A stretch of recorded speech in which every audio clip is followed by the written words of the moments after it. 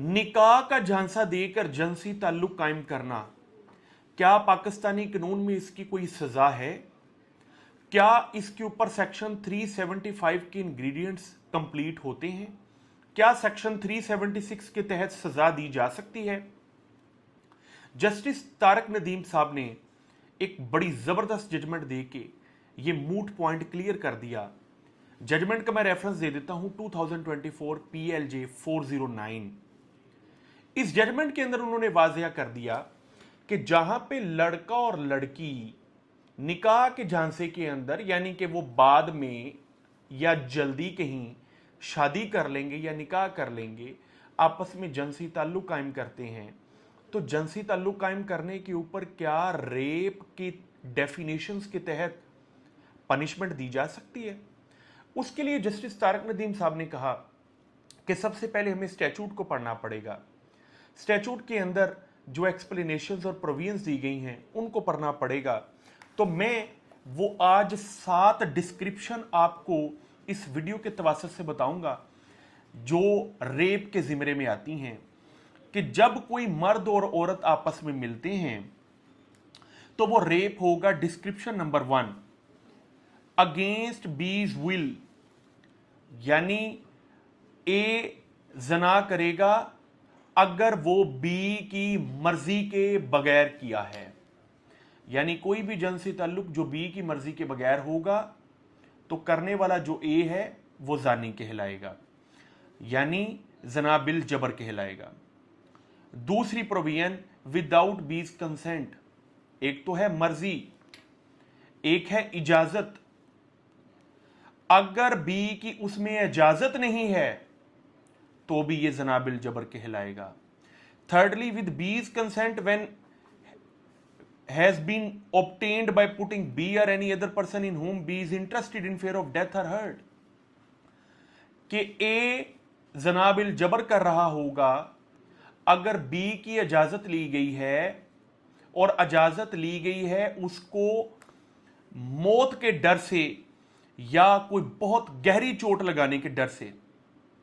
चौथे नंबर पे, with B's consent when A knows that A is not B's husband and that B's consent is given because B believes that A is another man to whom B is or believes herself to be lawfully married, कि ए जानी कहलाएगा, जना bill जबर होगा जब B की इजाजत आपने इस तरह ली कि बी को यह लगता था कि आप उसके खावंद हैं लेकिन आप उसके खावंद नहीं थे, तो भी यह जना बिल जबर कहलाएगा।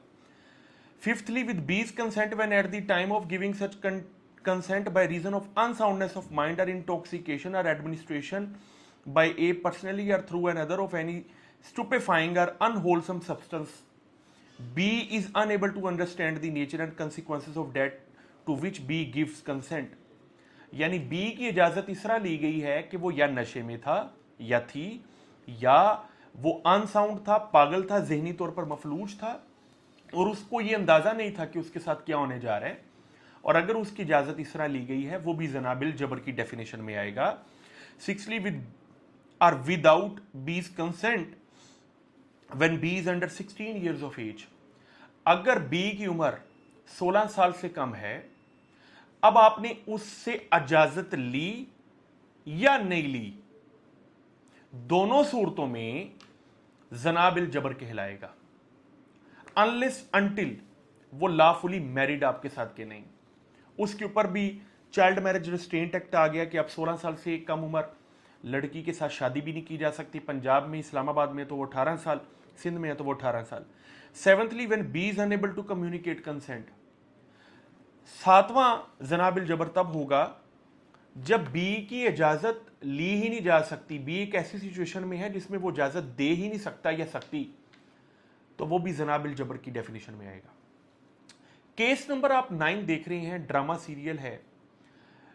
इस केस नंबर 9 के अंदर जो दिखाया गया, जो मामला दिखाया गया, वो विदाउट बीज कंसेंट था, तो वो तो जनाबिल जबर की डेफिनेशन में आता है।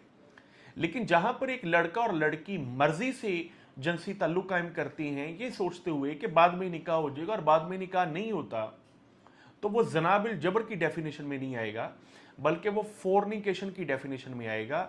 और फोर्निकेशन के तहत सजा मर्द और औरत दोनों को दी जा सकती है। फोर्निकेशन के ऊपर पर्चा नहीं होता, फोर्निकेशन के ऊपर प्राइवेट कंप्लेंट होती है, क्योंकि नॉन कग्निजेबल ऑफेंस है, 5 साल तक सजा है, उसके साथ जुर्माना भी दिया जा सकता है। ये डिपेंड करता है जज के ऊपर।